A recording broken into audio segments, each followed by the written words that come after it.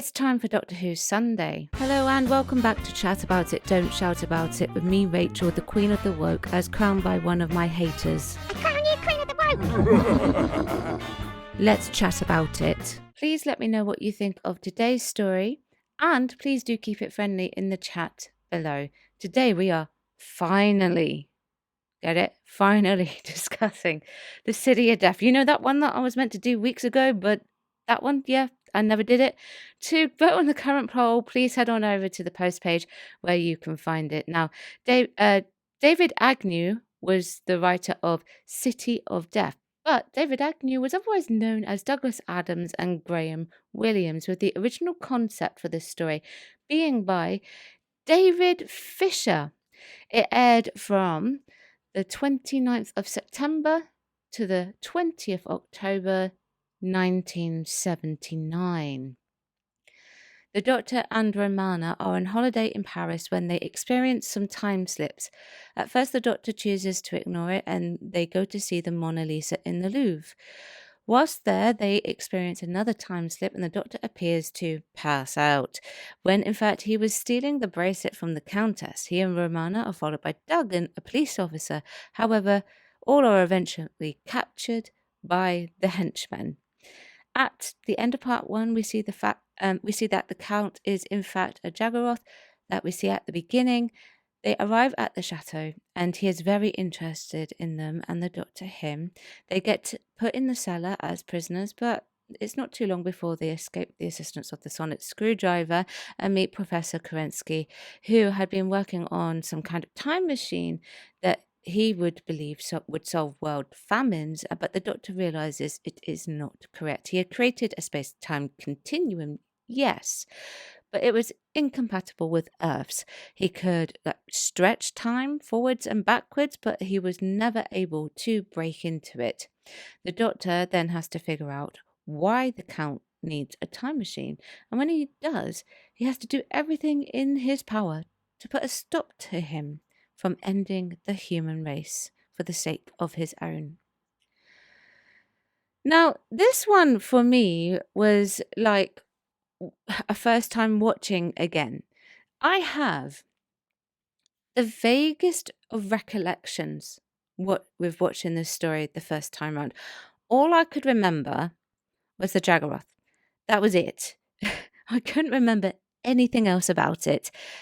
When that happens, I know it was like years back that I watched it. So I will admit it's a good story, but it's not a favorite of mine.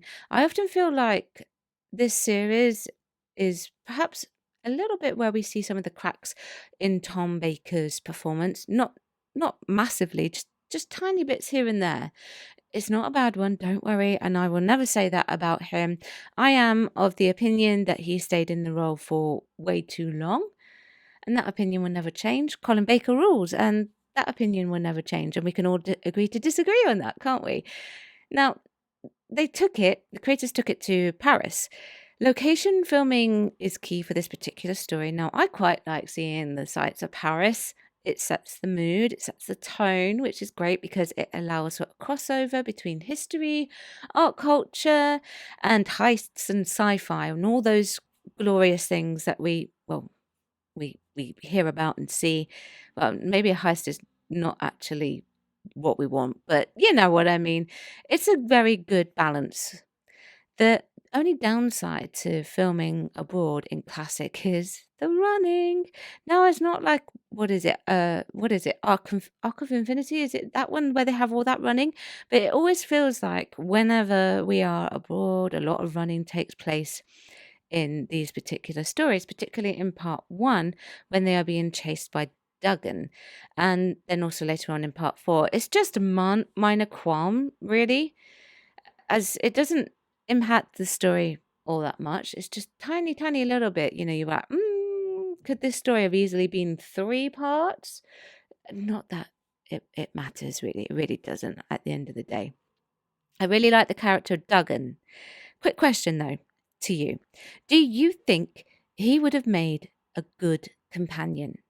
Now, I do, personally.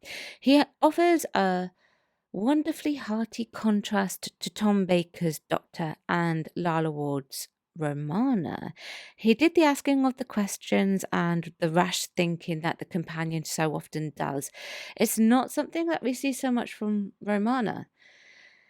I always find with a character that is more of the Doctor's equal that the dynamic is not so interesting in the long run. Now, hear me out. You've got the character of Duggan doing really what Romana, in my opinion, it's just an opinion, should be doing. This is because that she is the viewer's eyes into the TARDIS. However, because she is that same level of the Doctor, she being a time lady, it doesn't happen anywhere near as much as it should. It's interesting to see how they interact with each other because they are of the same heritage, but her smarts are almost the same as the Doctor's smarts. And I'm not saying that a companion should be done. Absolutely not. No, no, no, because we have plenty of intelligent companions.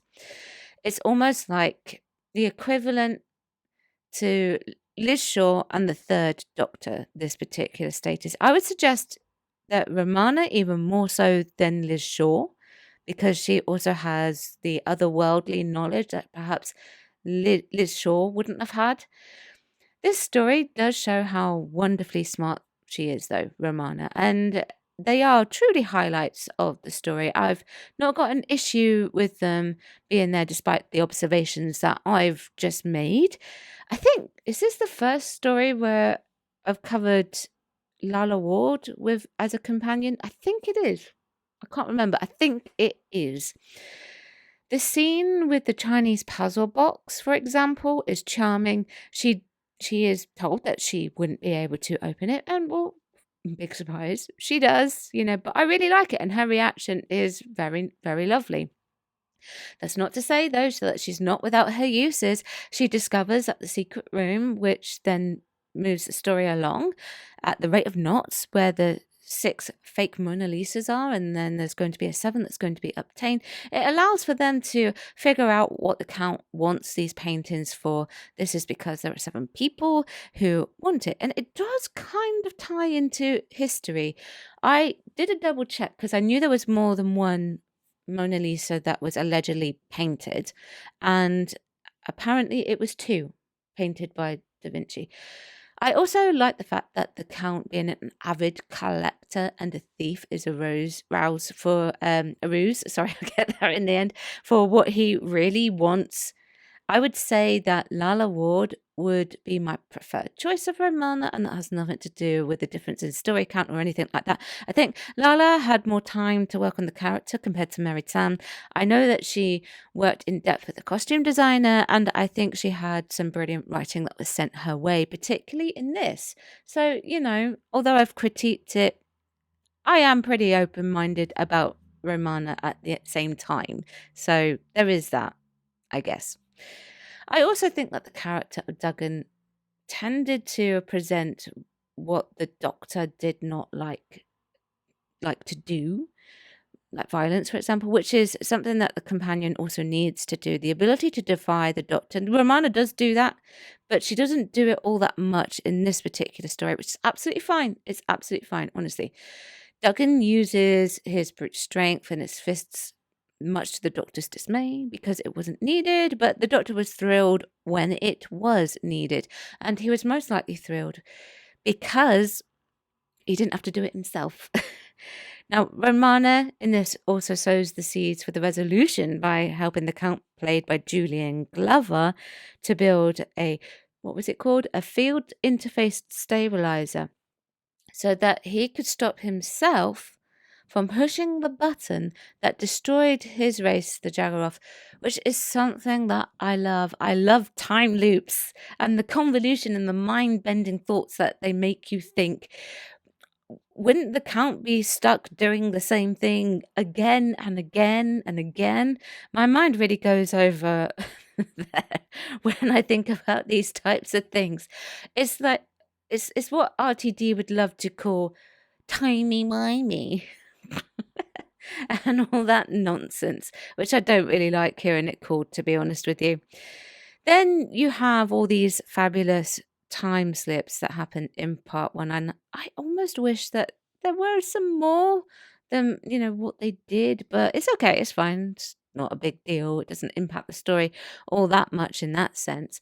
The Doctor does use it to his advantage to steal the bracelet from the Countess, which I really love, and Tom Baker's overdramatic performance when he did that. I think that was well served, you know. I really liked it, but then, you know, just the Doctor probably saw it as the Doctor was being dramatic, OTT, so that's how he played it, and I don't blame him for doing that. That's absolutely fine.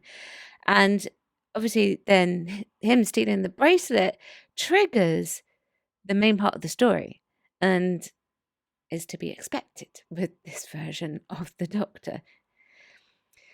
These things are some of my favourite things to happen in Doctor Who. It can really challenge the mind. The Count really challenges the mind at first as well, I think. He is played superbly by Julian Glover. I don't know who recommended him for the role, whether it was his agent or if it was just, you know, someone else did. I don't know, but I'm sure pleased that they did. It was a good casting choice. Now, I mentioned earlier that my memory of City of Death was the Jaggeroth. The vivid memory that I have, and it's the only one, is the cliffhanger to part 1, where the Count pulls off the face mask, like master style, and reveals that he is the last of the Jaggeroth. What sticks in my mind most is all of the makeup or the mask that he had to wear. Not the voice or Julian or anything like that in that sense. That one-eyed, weird-looking mask, almost like Cyclops style, but not quite a Cyclops style of enemy. To be quite frank, it's hideous. It really is. The Count surprisingly has all of the cliffhangers as well, a rarity in that era. Now, whilst the first one sticks in my mind like glue, the second one gave me a shock. This is because I didn't remember it. It was like a plot twist all over again. The Count was in 1979 and in 1505, the Renaissance period. That was shocking. I didn't expect that, even though I've seen it. But yeah, anyway, the intricacies that this story has, well, it's quite something, and I appreciate the smaller details that the writers and the creator of the story came up with. The fact that he can communicate with himself throughout time because he got split into 12 pieces of himself and not being left whole. Fantastic. It's the small details that have a great impact on this story. A simple, brilliant bit of writing. It's simple. Say it again, simple. Yet it's quite easy to remember the fine details because that is what they are and they just stand out. It's probably what makes the Count a memorable character, right from the time fracture on him to how he ended up being the last of the Jaggeroth on Earth 100 million years ago, to the fact that we see it too. The story has a finite moment to it, starting with the explosion and almost ending with the explosion, things like that. It's just those types of things. It makes the story feel complete. And I'm not saying that other Doctor Who stories don't feel complete, but this just, like, I don't know. It's just a way of finalizing it. So definite. We started with this, so we're going to finish with this. That type of thing. We also get to see the fact that he is probably not quite sane. Yeah. One thing that they could have risked is to have us see some other versions of him rather than in just that small sequence when he is saying the centuries that divide me shall be undone. Now, I've mentioned the minute finite details, intricacies. One of my favourite scenes is where the Doctor explains to the Countess that the Count is not what he seems, which is wonderfully delivered by Tom Baker. I know I've not talked about Tom very much in this particular review, but I do talk about him avidly in other reviews, so please feel free to check those out as well. She doesn't believe him at first, but then doubts. So she pulls down that sheet of parchment paper that has hieroglyphics on it and she sees that there is a Jaggeroth on there, and she immediately wants to know who the Count is. He does tell her, and then he offs her by using the bracelet. Again, that's another minute little sort of like detail. Plant it sort of near the beginning, and then towards the end, use it to your advantage. A bit of circle theory, I guess you could say, going on with this particular story. All of these tiny details have a good impact on the story.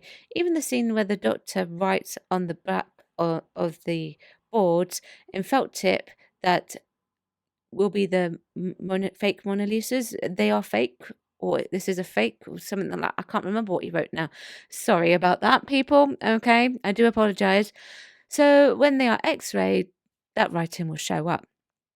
We don't see it, but we know that it will happen because the Doctor says so. And I'm actually fine with not seeing that happen. The effects are very good. We see the aging and the de-aging of the chicken. The experiment that Kerensky is doing will have a role in the demise of the Count later, which was not at the hands of the Doctor. The Doctor, Romana, and Duggan were just key in stopping him from destroying time. It's always important to show how things work early on if it's going to be used later in a story. That same machine plays the partner's demise when his guard destroys him. One thing I wish didn't work, though, is the sonic screwdriver. Now, Fourth Doctor, what are you doing using it twice in one story? Even though I jest, still a major dislike of mine. I'm not going to deny it. Hands up, I wanted it gone. So bad. But, Tom Baker's Doctor doesn't really use it all that much, but I do understand why they eventually cut it, because it was too much of a cop out. Oh, well, we'll just sonic that, Okay, let's move on. Next part, easy way of getting out of it. So overall, this story has some strong, stellar storytelling that uses the minute details so effectively that they really do stand out. Now, that's what I think. But the question is, what do you think? I put it to you in a post quite a while ago now, 4 months ago apparently, and I asked you what you thought of City of Death. And I just have a few of the comments here. Anonymous Night Call Guy says, fantastic story, brilliantly written by Douglas Adams. Tom is on top form. I agree. A great villain, a fun cameo from John Cleese. It was just great. No wonder this story was voted as the best Fourth Doctor story in Doctor Who magazine 2 years ago. I wasn't aware actually that it was voted the best story in Doctor Who magazine for the Fourth Doctor. Mind you, I never subscribed to Doctor Who magazine, so I wouldn't know. Why would I know? Why would I know that? Now, funnily enough, even though I didn't mention that with John Cleese, I didn't mention John Cleese at all. And I don't know why. However, that little scene where they are admiring the TARDIS as a piece of art is actually pretty funny. And it fits well. Again, it's those smaller details that I keep banging on about. It's like that seems to be the word of the video. We should play a game each week where I decide like one word that I'm going to use repeatedly throughout and see if you can count how many times I say it. Anyway, but yes, those smaller details. There you go again, Rachel. Really well done. Now, Problem Being says, a fun story with actual sci-fi comedy, time travel, suave monster, femme fatale, Paris, and the snappiest and most enjoyable performances from the very strong cast. What more do you want? To be honest with you, Problem Being, not a lot. It's a strong story. I do agree with that. That's balanced a lot of things perfectly well. If you can hear banging, I do apologize. It's fireworks, okay? Maybe a bit less of running, but that's not really a big issue, to be honest with you, so it doesn't matter. Ian Dolby says, the best of Graham Williams, but, and this is a big but, There was far too much padding in this story. Well, we think along the same lines with regards to the running. In that case, I felt it was a bit paddy. Though it is a classic and remains so. The Graham Williams seasons always grated on me, rather like Shooty's era, but with those seasons it was lack of funds, not woke drivel, and they tried hard. And this is something that is very true for classic. They didn't go out of their way to be woke or produce drivel. They worked on the storytelling and not the brownie points. They were inclusive without drawing attention to the inclusion. And that's the way, really, at the end of the day, all TV should work. Be inclusive, but don't make a song and dance about it. Just be inclusive. Please do let me know what you think in the chat about this particular story. Check out some of the other videos that I have picked out for you. Don't forget that this is all done in podcast format as well. So chat about it, don't shout about it. Thanks for watching. Bye-bye. Thank you for watching today. Don't forget you can join me on my other platforms as well. I've got YouTube, Rumble, Spotify, X, TikTok, Instagram, Locals, Substack, and I also have a Discord. Everything is linked below.